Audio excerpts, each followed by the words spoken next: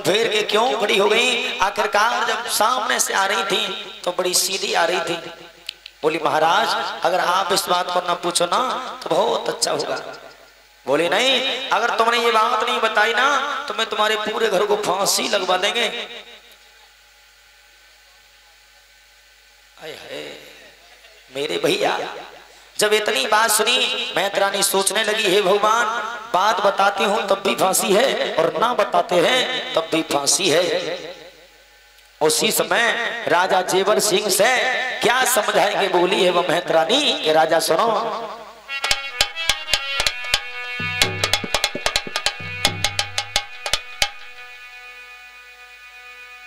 सुनो राजा कि मेरे राजा तेरा ये चेहरा,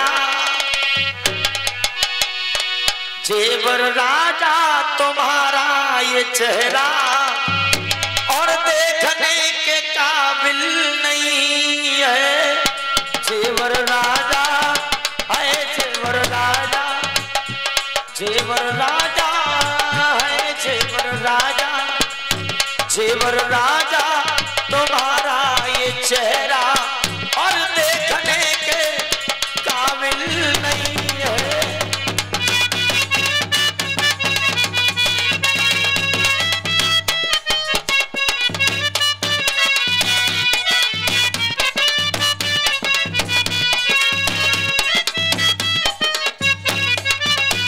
बोली महाराज, राजा जेवर सिंह ने सुना, बोले एक बात बताओ, हमारे चेहरे में ऐसी कौन सी कमी आ गई जो देखना पसंद नहीं करते लोग, हमें लाइक क्यों नहीं करते? बोले सुनो महाराज बात यह है, आए जेवर राजा तुम्हारा ये चेहरा और देखने के लायक नहीं है।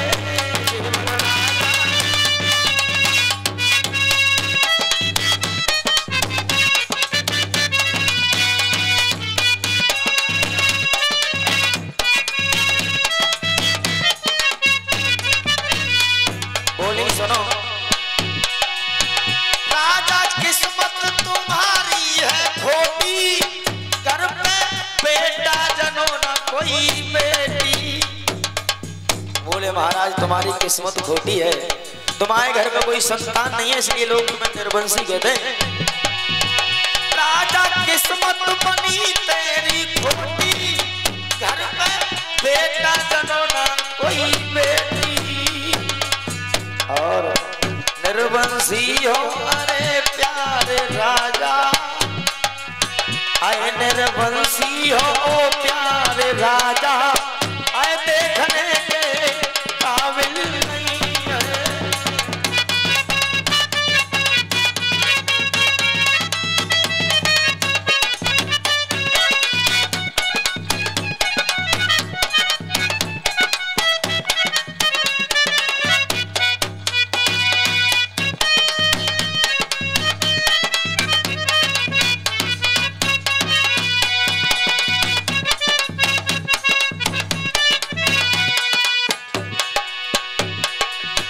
जेवर राजा तुम्हारा ये चेहरा देखने के काबिल नहीं है।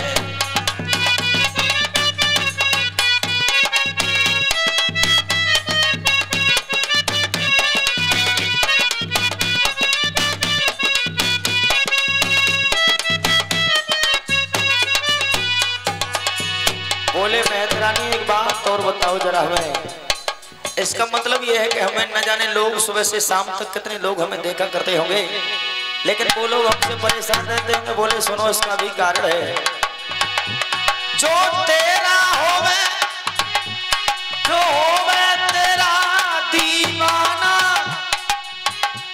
पानी मिले न उसको खाना। बोले महाराज जो तुम्हें एक बार देख लेता है ना सुबह सुबह, उसे शाम तक भोजन पानी नसीब नहीं होता है। जो होवे तुम्हारा दीवाना, पानी मिले ना राजा खाना। और सुनो, सुन रहे हो ना,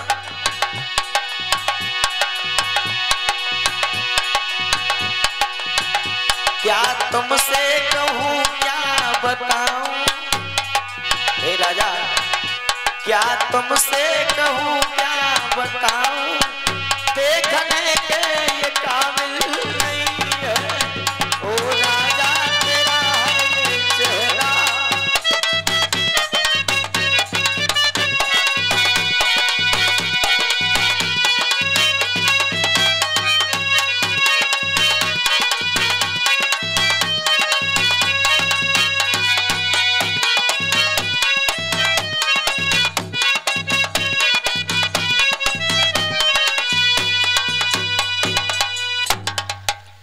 बोलिए सांचे दरबार की जय। राजा जेवर सिंह ने तनी बात सुनी कि हम निर्वंशी राजा हैं। बोले मेहतरानी एक बात बता, इसका प्रमाण क्या है तुम्हारे पास? बोले महाराज तुम्हारा जो चेहरा देखता है ना, उसे शाम तक भोजन पानी नसीब नहीं होता है। बोले अगर तुझे खाना मिल गया तो? बोले महाराज आप जो सजा देंगे वो स्वीकार करने को मैं तत्पर तैयार खड़े हैं। बोले एक बात सुनो, अगर तुम्हें भोजन नसीब हो गया तो पूरे घर के लिए फांसी दिलवा दूंगा, अगर तुम्हें भोजन नसीब नहीं हुआ। मेहतरानी बोली तो जवाब दिया मैं हमेशा के लिए छोड़ करके इस राज को चला जाऊंगा। महाराज जेवर सिंह अपने घर पहुंचे हैं, मंत्री के द्वारा भोजन भिजवाया है। भैया भोजन जैसे ही भिजवाया है और मेहतरानी जब भोजन खाने के लिए बैठी है, भगवान की कृपा से मेहतरानी के घर पर रिश्तेदार आ गए। अब जो खाना था वो रिश्तेदारों के लिए खिला दिया, मेहमानों की मेहमानी कर दी और स्वयं भूखी रह जाती है। दोबारा से भोजन भेजा, वो भी नसीब नहीं हुआ। दोबारा से महाराज जेवर सिंह बोले मैं देखता हूँ स्वयं जाकर के कि आखिर से भोजन मिलता कैसे नहीं है। 56 प्रकार के व्यंजन और सोने के थाल में लेकर के जब आए हैं, मेहतरानी के सामने रख दिए और दूर खड़े होकर छुप करके देखने लगे। बोले अब देखूंगा क्या होता है। जैसे ही मेहतरानी ने कुल्ला करने के बाद हाथ मुंह धोने के बाद बैठी है भोजन खाने के लिए, तब तक जो उसका घर वाला था, उसका जो पति था, वो जंगल से घर में आ गया भैया। और जब बाने वाले देखो सोने के थाल में और अच्छे अच्छे भोजन, अब तो गालियां देने लगा, कहने लगा क्यों री नालायक औरत, एक बात बता, मैं जंगल में रहते हैं, हमें रूखी सूखी रोटी मिलती है और स्वयं घर में रह करके माल बली दिखाती है, मौज फरमा रही है। तरह तरह के दोष लगाने लगा भैया, यहाँ तक कि उसके लिए मारना शुरू कर दिया। जब उसने मारना शुरू किया, राजा के पैरों तले जमीन खिसक गई। महाराज जेवर सिंह सोचने लगे बाकी में मेहतरानी की बात सत्य है कि मेरी वजह से लोगों के लिए भोजन नसीब नहीं होता।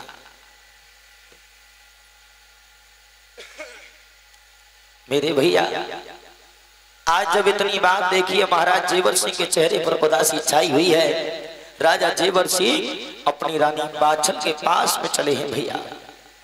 जैसे ही बाछल के पास चले हैं, आंखों से आंसू बहते जाते हैं। मैया बाछल ने जब अपने पिया के लिए आता हुआ देखा और आंखों में जब अश्रुधारा देखी है, पैरों के लिए पकड़ लिया। उस पतिव्रता ने जवाब दिया, पिया आखिर बात क्या है जो कि आज तुम्हारे चेहरे पर उदासी का कारण क्या है? भैया उसी समय मैया बाछल ने जब पूछा है कि साजन, जब तुम महलों में आते थे तो तुम्हारा चेहरा फूल की तरह खिलता था, लेकिन आज क्या हुआ अचानक से जो कि एकदम मुरझाई सी छाई है पिया? उसी समय राजा जेवर सिंह ने जब इतनी बात सुनी है, एकदम रोने लगे। पछाड़ खा के वो चक्रवर्ती सम्राट जमीन बिगड़ जाता है, कहने लगा रानी आज जो मेरे साथ में हुआ है वो भगवान किसी के साथ में ना करे। बोले आखिर ऐसा क्या हुआ? बोले सुनो, हुआ ये है, और समझाए कि भला क्या बोले हैं राजा जेवर सिंह।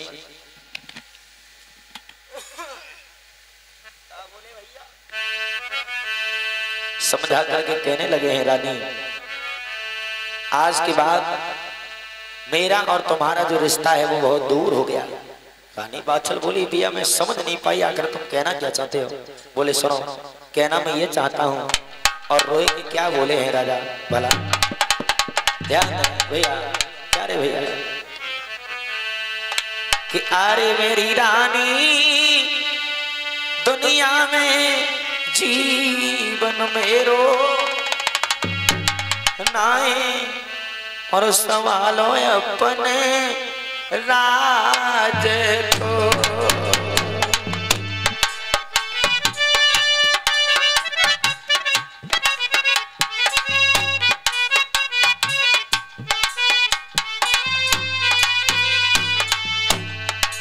रानी दुनिया मेरी जीवन मेरो नहीं संभालो री अपने रात को।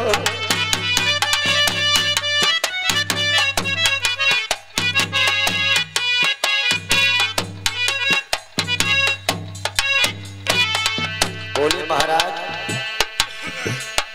आखिर इतना हुआ क्या है वो सब बताओ पिया। बोले सुनो गोरी। बंगन ने बोली मारी निर्वंशीय कह के बोली।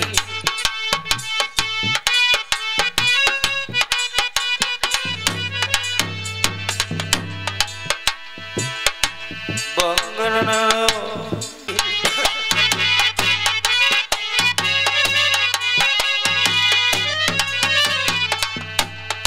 प्यारी हुई गई गले रागे पार संभालो री अपने रात को।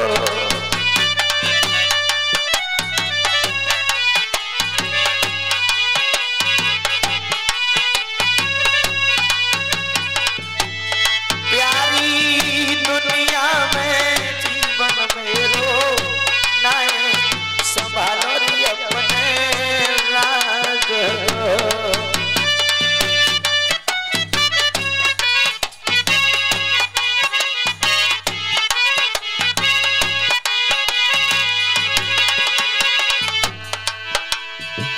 बोले सुनो गोरी आज एक महत रानी ने मुझसे निर्वंशी कहा है और सुनो इतना ही नहीं है भैया बाछल बोली फिर क्या करोगे यहाँ से आगे। बोले सुनो करूंगा क्या। बाबा गोरी देश बनाओ बनो गोरी चलो जाओ।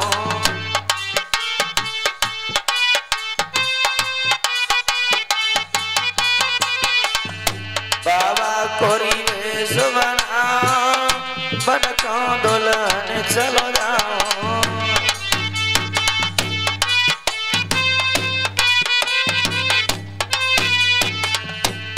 प्यारी वहीं पे करो पूजा पाठ संभालो री अपने रात को।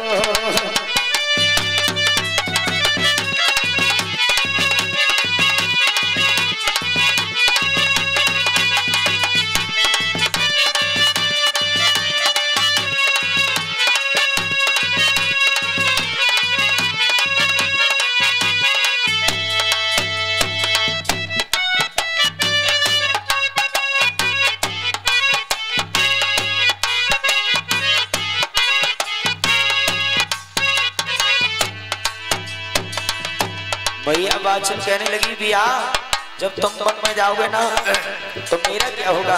बोले सुनो। राज पाठ मेरी दुल्हने भागे तुम्हारे रानी।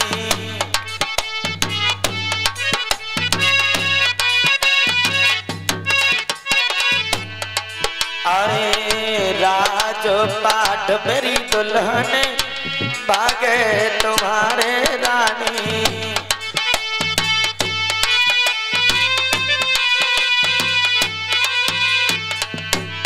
प्यारी सही से ले अपनो राज संभालो री अपने राज को।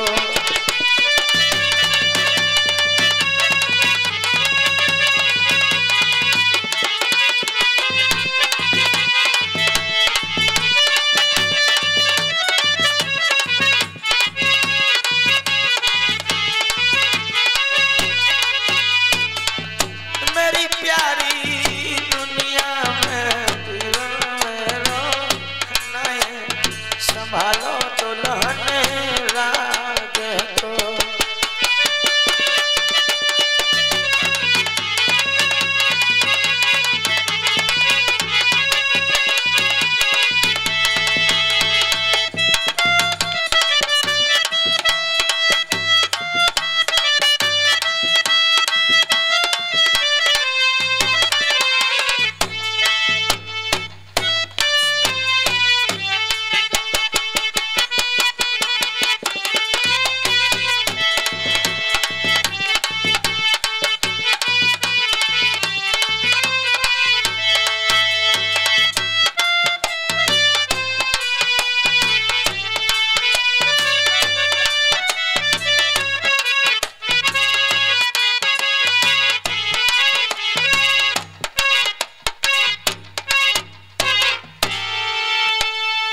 बोलिए गोगा जी महाराज की जय। सवैया भवैया बनो पूजा को काम हैरो अंदर ना है के अंदर भाई